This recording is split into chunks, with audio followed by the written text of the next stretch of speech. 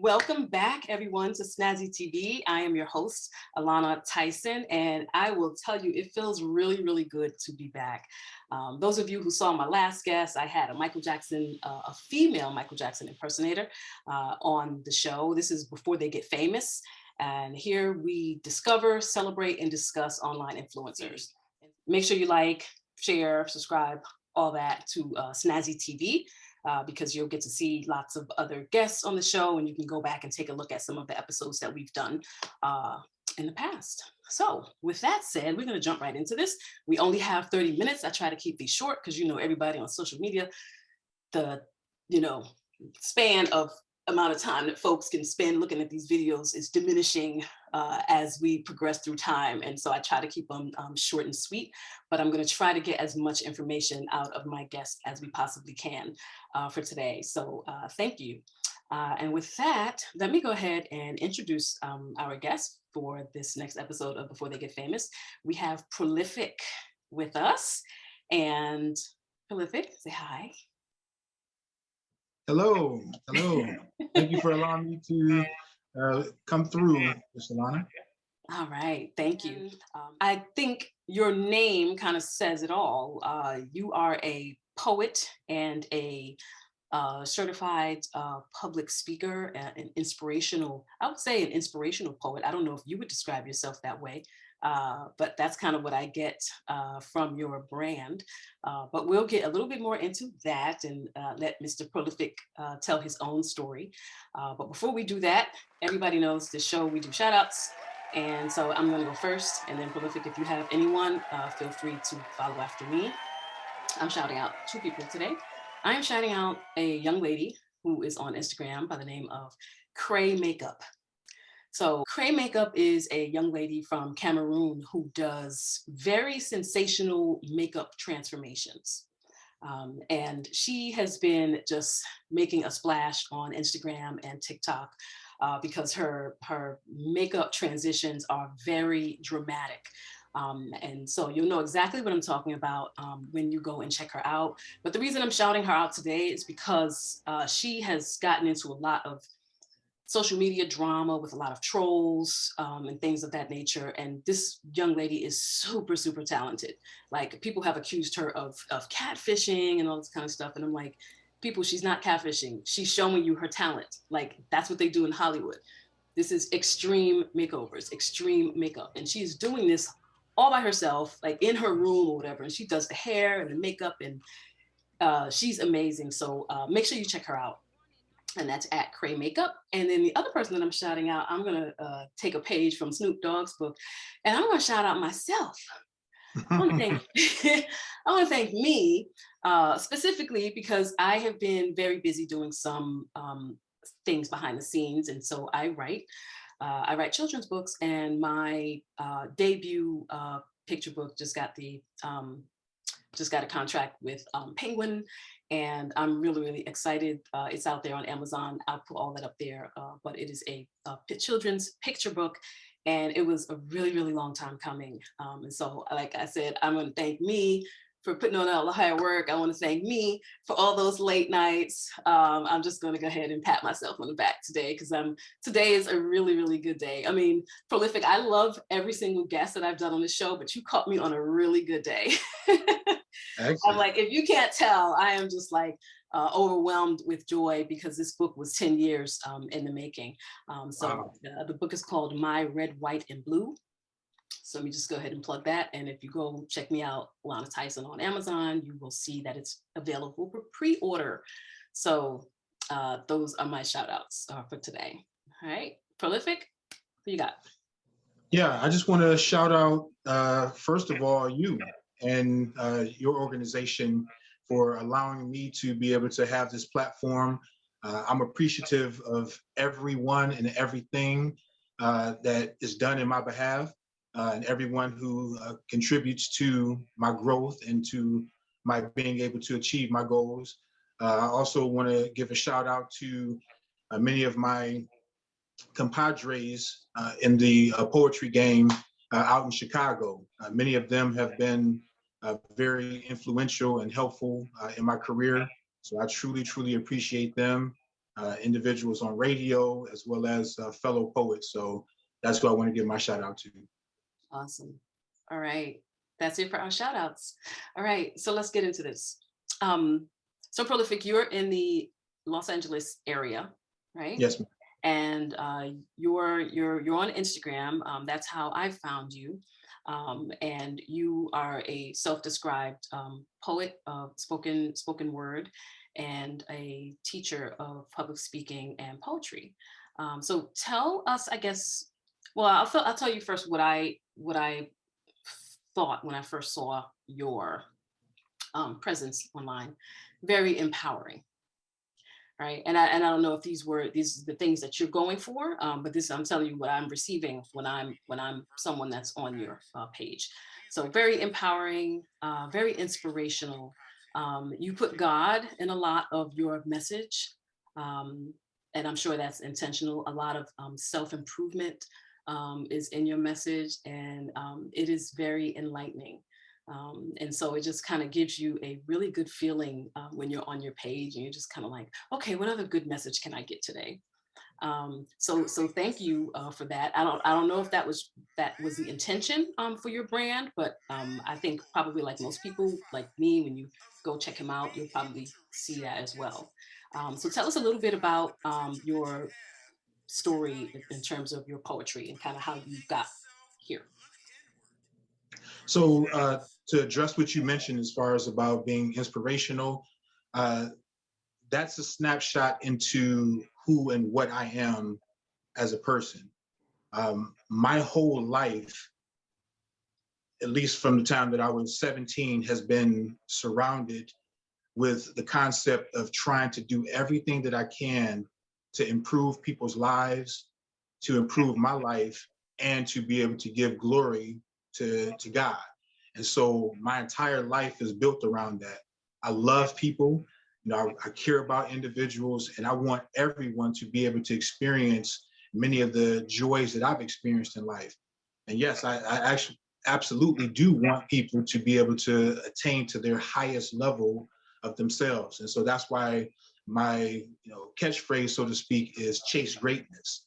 You'll find that in some of the different videos that I have. And so that's what it's all about, helping people to chase greatness, to be the best possible version of themselves and to pay it forward.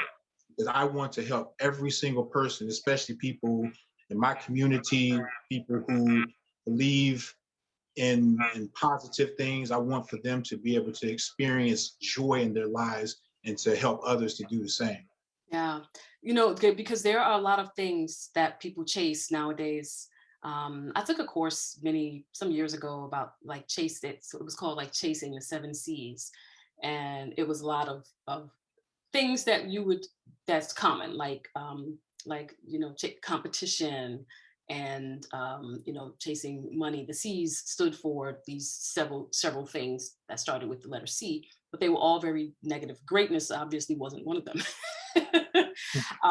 But that is so that phrase, I love that phrase of yours, and I promise I won't steal it. But I do love it, and it definitely does put me in a mind of, I think, chasing or going after your goals and going after the things that empower you, whatever those things might be. So I like that a lot. So where do you draw your inspiration from?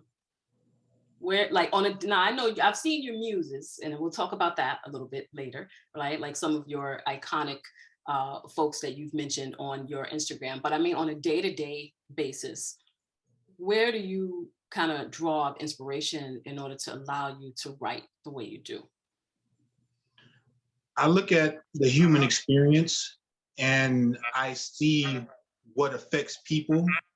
And because the fact that I'm an empath, what affects others affects me. And so as a result, that kind of gives me inspiration, because I do poetry in part for myself, but I more so do it for other people to try to inspire and motivate them. So with that being the case, that's why I do what I do, and that gives me inspiration. When I look at other people and what they're experiencing, that actually puts something inside of me and motivates me to write things that's going to capture their attention and hopefully move them. Right. And I've noticed that a lot of your, and maybe it's just because of the platform that we all use. I noticed that a lot of your um, uh, poetry is like short, like snippets. And maybe when you perform live, they are a little bit longer.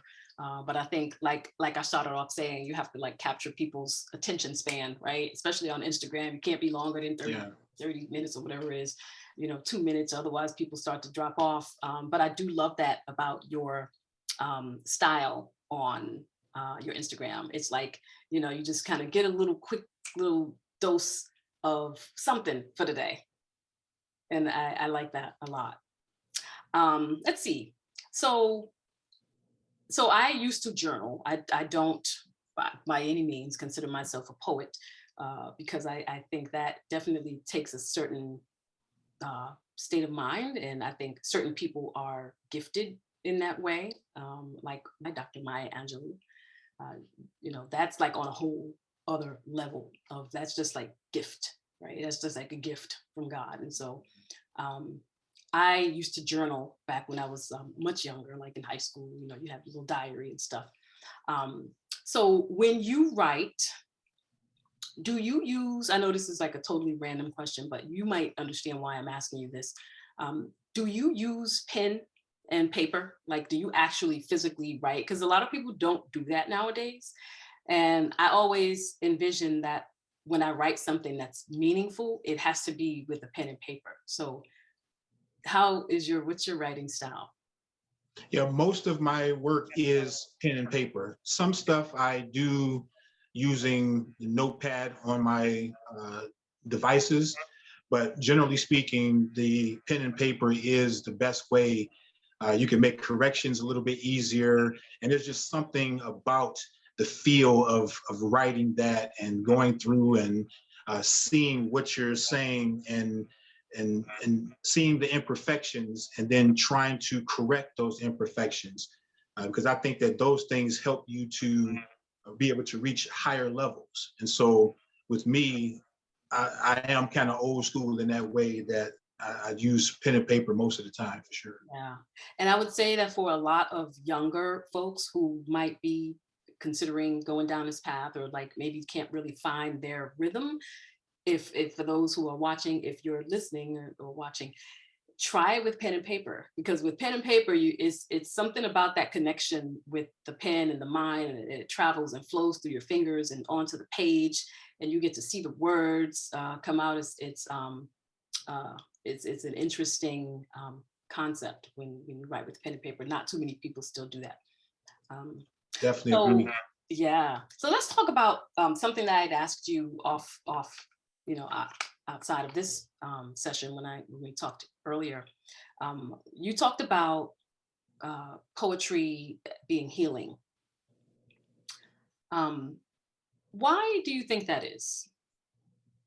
As like, let's say someone who is going through some things, maybe them tapping into this idea of spoken word. Why do you think that poetry or spoken word is healing? Because I was thinking about that and I was like, well, I don't know why it's healing, but I feel good when I'm watching it, right? So why is that? Do you know? I think that there's a few reasons. One is your pen and paper are not going to judge you.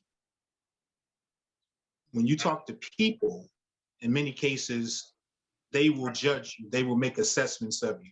But when you're writing, when you're pouring out your heart onto that piece of paper, you're in a judgment-free zone. And all too often, because of the world that we live in, we have individuals that judge us, make assessments of us, and those assessments and judgments of us are things that actually make us feel insecure or hurt. These are some of the reasons why we journal and write things in the first place, because we feel as if we've been cast aside, or we feel as if individuals have a correct view of us. And so that pen and paper won't judge us. Also, it gives you a chance to be able to examine your own feelings. You're able to tap into and express your own feelings authentically. You're able to pour your heart out while you're writing.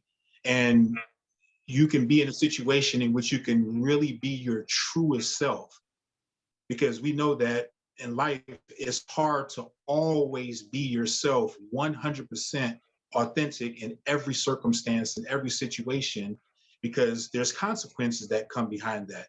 So when you're writing, it gives you that opportunity to be free. And when you're on that stage, you're performing, that's that zone where you truly can have free speech, where you can truly say the things that you feel, the things that's on your mind, the things that you've experienced. And many people listening or reading your work actually have seen and experienced those same things and those same feelings. And thus, it allows them to be able to have a connection with you. So everyone is able to be raw and real in those specific circumstances. So I think that's why it's kind of a cathartic type of thing. Okay. Yeah. I can see that for sure. Wow. Let's talk about the performances a little bit. So you've got a lot of performances on your Instagram, and you've done some radio stuff. Tell me what that experience has been like for you. You've been writing, also throw this in there, you've been writing for a very long time. So you've been doing this and doing spoken word for 20 years roughly.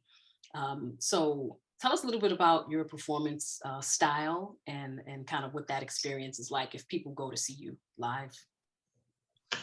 The word that you use, experience, that's what it is. When you see me perform live, it is an actual experience. The camera, the things that you see online, that doesn't do justice. Oh, I'm sure. Because when I'm in person, there is a literal connection with myself and the audience. I'm talking to the individuals in the audience. There's eye contact, there's body movement, there's gestures, there's facial expressions, right? There's responding to what it is that they're responding to. So the energy that they give, I give back. I give them energy, they give it back to me. And so it's this beautiful give and take that you're able to experience when I'm performing live. And so that's why anybody who ever has the opportunity to do so, I always tell them to, get your cameras ready, because you're about to experience something that you've never experienced before. And I try to make it to where when people walk away, they're going to remember me for the rest of their lives. That's my focal point, that I want you to remember me for the rest of your life. And so that's the type of ferocity and intensity that I come with, particularly when I'm performing live. Wow. Wow. Okay, I'm gonna have to put this on my agenda. I have gone to LA for less. I really have. I have gone to LA for some nonsense kind of stuff. So I will have to definitely check you out live. Yeah, I think you would probably be, of all the people that I've interviewed, like if I actually come and see one of your shows, which I would love to do, of all these interviews that I've done, you would only be the second person that I've actually seen live. Like my very first guest on this show, like before the pandemic hit, we did in-person interview, and that was fantastic. He was a filmmaker who lives in the Bay Area. But in any case, I digress. I'm going to put that on my list. I'm going to try and come and check you out. So let's see, what have been anything surprising that has, been kind of like shocking on this journey of yours? Anything at all, at a show, maybe during your instructions, maybe someone came to you years later and said, oh my gosh, you taught me X and now I'm doing X, anything, surprising for you over the years through your creative journey? I think that one of the most surprising things to me is the fact that some people really don't want to help you to be successful. And I think that because the fact that my mind is wired in such a way to where I want everyone to be successful. I want everyone to be able to get their shine. I want everyone to be able to be on the right path. So that's why I give gems to people. I try to guide and direct people in a way to be successful and help to give them some of the things that I've learned. So the fact that there's so many people out there that's so stingy with their time, their effort, Yeah. with their resources, that right there just completely blows my mind, because I am a believer in giving, giving, giving. We all can eat, you know? Yes. That's so profound, Prolific. It really, really is, because especially in this day of social media, where people, you mean a lot of us are on social media, and obviously time is the most valuable asset to many of us. But that idea that, well, one, like you said, stingy with the resources, don't want to help. But the other idea is that they don't, not only do they not want to help, but they don't want to see you grow either. Right. Right? That is Yeah. just crazy to me. Like, again, with the young lady that I mentioned earlier, Cray Makeup, like, this young lady is doing her thing. She is minding her own business, getting her makeup on, totally killing it in terms of the talent, the how she can just transform her entire being literally with just her two hands. And the only thing that people can come up with to come at this young lady with is negativity. It's like, yeah, that is crazy to me. That is absolutely crazy that people, like you said, don't want to share resources, don't want to empower. That is an interesting answer that I was not expecting. Yeah. Right. Yeah. And closely connected to that is the whole idea of individuals keeping what they have only to a small select group and being threatened by you. So it's an unfortunate thing that because you come with excellence, sometimes that actually makes people feel threatened. And as a result, it causes them to try to put up barriers, whether it's in a tacit manner or whether it's actively putting up barriers towards you being successful, not allowing you to be a part of things and stuff like that. So it's amazing what, jealousy, envy, or making people insecure with your greatness can do. It's really sad. And that is one of the reasons why I created this platform. I literally created this during the pandemic, and I just thought to myself, I just was thinking about all of the amazing talent that is online. So imagine if I said, when I started this show, I was like, imagine if I could gather up all of this greatness and share other people's stories, and everybody could listen to each other's stories and hear their journey and listen to some of their pitfalls and the things that they, some of the challenges and some of their wins and some of their, the successes and the failures. And so thanks for sharing that. That is surprising. You're right. That is really surprising and quite sad, like you said. But you know what? We're doing it here on Snazzy TV. We're sharing resources. I'm telling your story. I am allowing people to, share the knowledge, right? So thanks for that, and thanks for being here. Thank So you. I'm gonna touch a little bit on something again that's on your Instagram, which I found to be really, really cool. Was your, I guess, tribute to Sidney Poitier. Mm. And I had never seen anything quite like that, specifically for Sidney Poitier, who a lot of young people are not that familiar with him. He's one of the great classic, well, I don't know if he was, well, he was definitely Black, but I think he was, I'm not sure what his cultural roots were. Was he Caribbean, or I don't know. Yeah, he was from one of the islands. Yeah. I think that's where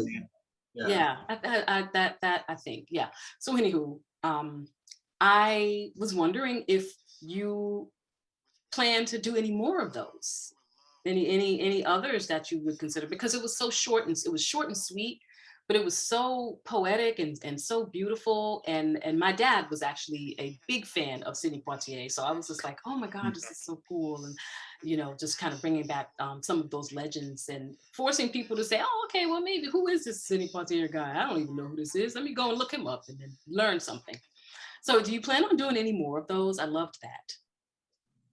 Yeah, I did that based off of being moved by the fact that he died.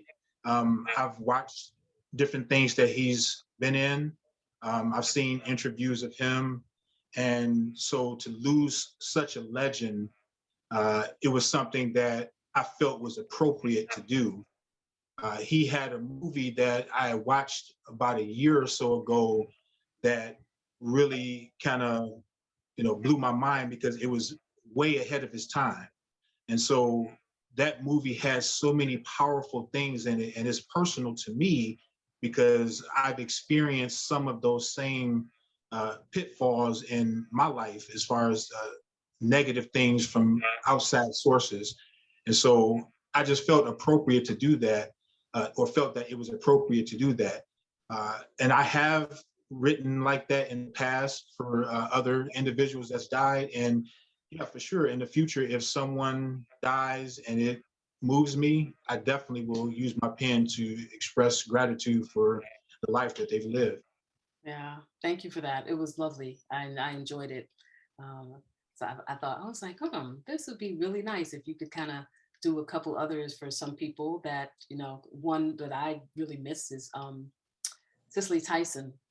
I had, it's so funny because I had always claimed her to be my aunt when I was younger because we share the same name. Yeah, so anyway, I digress. So I know we wanted to get a performance from you before we wrap up. Let me check my time here. Okay. All right, let's do it. Let's jump into it. I think I've covered all of the bases, so now it's artistic time. I'll let you have the floor. Prolific. All right, thank you so very much. So this particular piece here is one that I think a lot of people can relate to. I'm a person who loves love, and I love doing what I can to make individuals feel loved and cared about. So this particular piece that I'm going to share here is a piece that I wrote some years ago, and it's dedicated to, all women in general. All right. Like it already. All right. You may not know this, but lady, you have completely captured and possessed my soul. And I value the very essence of you. I want to be an ongoing, yes, perpetual blessing to you. Who's the woman I want? There's no guessing, it's you. And in my life, you'll come to none, except to God and his son, Jesus. I can't believe this, that potentially you and me finally have the opportunity to become a we if you let it be that you get with me. So come on, lady, and get with C. And I swear I'll treat you right to the day that 5 and 5 is 3. Additionally, to me, inside and out, you're more beautiful than beautiful. And if life were a song, you would be the crescendo. You make my heart pour with love and affection. And to me, you are the very epitome of perfection. And your love, it surrounds me. Plus, I look up to you because I know you'll always be down for me. And just like Usher said, because of you, to the Lord, I humbly bow my head. Thank you so much. If it was an audience here, we'd be snapping fingers. I don't even know if they do that anymore, but I do. Yep, I love it. Oh, Prolific, that was beautiful. That was beautiful. Well, we are, like I said, I love to respect time. Everyone, this is Prolific. Make sure you check him out on Instagram and go on there, check him out. Take a listen to this gentleman. His words are absolutely profound, as you can see. I'll say this last piece. I was talking with someone today about all the negativity that we see on our timelines, and to come across your platform, come across your page, your brand is so refreshing. So I hope we see more stuff like this come across our timelines, the empowerment, the inspiration. I am here for it all. So thank you very much, Prolific. Enjoy the rest of your day. So thank you from Snazzy TV, and before they get famous, Mr. Prolific. All right, Prolific, have a good one, man. Thank You you. too. Thank you so much. And All right. anybody who wants to follow me can follow me on Instagram at ProPoet01. That's PROPOET01 on Instagram. Thank you so very much for allowing me to come through, Ms. Tyson. You were fantastic, and thank you for making me feel so welcome. Thank you. Thank you for being my guest. Talk to you guys soon. Bye. All right.